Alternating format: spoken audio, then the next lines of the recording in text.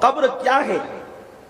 وہاں منصب نہیں دیکھا جاتا، وہاں حسن نہیں دیکھا جاتا، وہاں رشتہ داریاں نہیں دیکھی جاتی، وہاں خطے اور قبیلے نہیں دیکھے جاتے۔ اگر آپ میں حوصلہ ہے تو ایک حدیث پاک کا مفہوم میں اپنے الفاظ کے جامع میں پیش کروں، ذرا دل کے کانوں سے سنیں۔ قبر کے عذاب کو بھولنے والی قوم، بڑی بڑی باتیں کرنے والی قوم، ذرا احتساب تو کرے اپنے اعمال کا۔ میرے رسول کے ایک صحابی ہیں جن کا نام حضرت سعد ہے۔ حضرت سعد دنیا سے انتقال فرماتے، پردہ فرماتے ہیں، اور پردہ فرمانے کے بعد ان کے جنازے میں بنفس نفیس اللہ کے رسول تشریف لے جاتے ہیں۔ آپ تھوڑا تصور کرو جناب سعد کتنے خوش نصیب صحابی ہیں کہ ان کے جنازے میں جان ایمان مصطفیٰ جان رحمت تشریف لے گئے۔ آقا کریم صلی اللہ علیہ وسلم نے ان کے جنازے میں شرکت کی، اور جنازے میں شرکت کرنے کے بعد اللہ کے حبیب صلی اللہ علیہ وسلم نے ان کو قبر میں اتارا۔ حضرت سعد کو جب قبر میں اتار دیا گیا، قبر میں اتارنے کے بعد مٹی ڈال دی گئی۔ مٹی ڈال دینے کے بعد جب صحابہ منتشر ہونے لگے، جب صحابہ بکھرنے لگے، تو صحابہ کرام نے کیا دیکھا کہ لوگ تو قبر سے ہٹ رہے ہیں مگر اللہ کے حبیب قبر سے ہٹتے نہیں۔ حضور علیہ السلام قبر کے پاس موجود ہے۔ آقا کریم صلی اللہ علیہ وسلم کے چہرے پر اللہ اکبر افسردگی کے آثار ظاہر ہو رہے ہیں۔ ذرا دل کے کانوں سے سنیں، بہت توجہ کے ساتھ سنیں اس روایت کے مفہوم کو۔ آقا کریم کے چہرے کا رنگ بدل گیا۔ اس کے بعد میرے آقا صلی اللہ علیہ وسلم نے کہا اللہ اکبر اللہ اکبر، حضور نے تکبیر کہی۔ پھر میرے آقا نے کہا سبحان اللہ سبحان اللہ الحمدللہ الحمدللہ، حضور نے تکبیر کہی، حضور نے اللہ کی حمد بیان کی، حضور علیہ السلام نے اللہ کی تسبیح بیان کی، اور آقا کریم صلی اللہ علیہ وسلم نے جب اللہ کی تکبیر پڑھی ہے تو پھر اس کے بعد تھوڑی دیر گزری تھی کہ حضور کے چہرے پہ خوشی کے آثار ظاہر ہو گئے۔ آقا کریم صلی اللہ علیہ وسلم کے چہرے پر مسرت اور شادمانی کے آثار ظاہر ہو گئے۔ راوی کہتے ہیں آقا کا چہرہ یوں دمکنے لگا جیسے چاند چمکا کرتا ہے۔ حضور علیہ الصلوۃ والتسلیم کا چہرہ یوں کھل گیا جیسے کسی گلستان میں پھول کھلتا ہے۔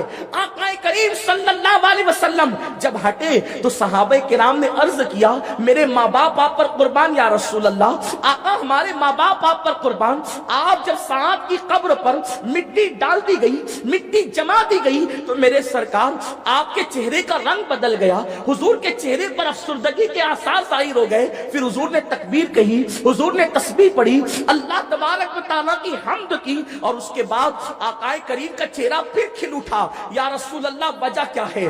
اب میرے سرکار وجہ بیان کرتے ہیں، غیب کا نبی وجہ بیان کر رہے ہیں۔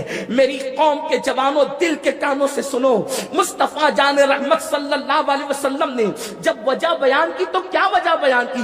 سرکار کے چہرے پر افسردگی کیوں آئی تھی؟ حضور غمگین کیوں ہو گئے تھے؟ وہ رسول جو پوری کائنات کے غم زدہ ہیں، غموں کو دور کرنے والے ہیں، اس رسول کے چہرے پر آخر افسردگی کیوں آئی؟ حضور کا چہرہ کیوں متغیر ہو گیا؟ تو میرے آقا فرماتے ہیں تمہارے اس نیک بھائی پر اس کی قبر تنگ ہو گئی تھی۔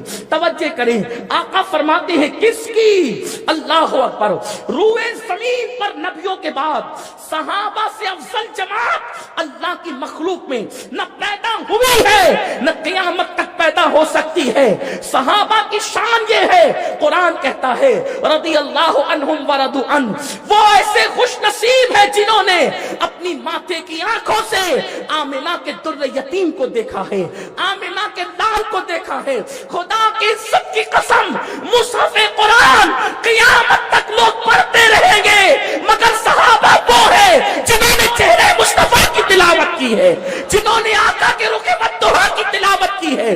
وہ عظیم مخلوق جن کی آنکھوں میں اللہ اکبر، آنکھوں کی پتلیوں میں محبوب کے چہرے کا عکس جمیل بنا ہے، حضور کے چہرے مدحہ کا عکس جمیل بنا ہے، جس کو میرے امام یوں کہتے ہیں خدا ان کو کس پیار سے دیکھتا ہے جو آنکھیں ہیں محو لقائے محمد۔ وہ صحابی تھے، ان کے جنازے میں حضور شریک تھے، مگر آقا کیا فرماتے ہیں کہ تمہارے اس نیک بھائی پر یہ کوئی جلسے کا ناظر کسی کو نیک نہیں کہہ رہا ہے، یہ سید الابرار نیک کہہ رہے ہیں، اس لیے کہ کسی کو لقب دے کر جلسوں میں ہم کیا سے کیا بنا دے الگ بات ہے، لیکن مصطفیٰ جان رحمت جس کی نیکی کی گواہی دے دیں ان کی شان تو یہ ہے کہ وہ اگر رات کو دن کہہ دے تو رات دن میں تبدیل ہو جائے، اور دن کو رات کہہ دے تمہارے منہ سے جو نکلی وہ بات ہو کے رہی۔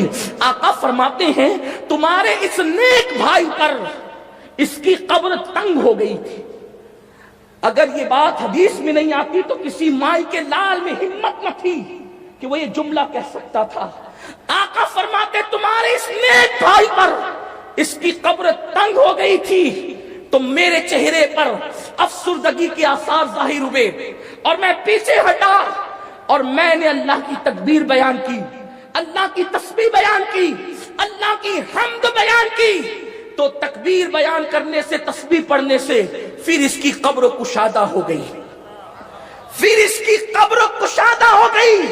لیکن آپ سے پوچھنا چاہتا ہوں آخر صحابی رسول کی قبر کیوں تنگ ہوئی تھی؟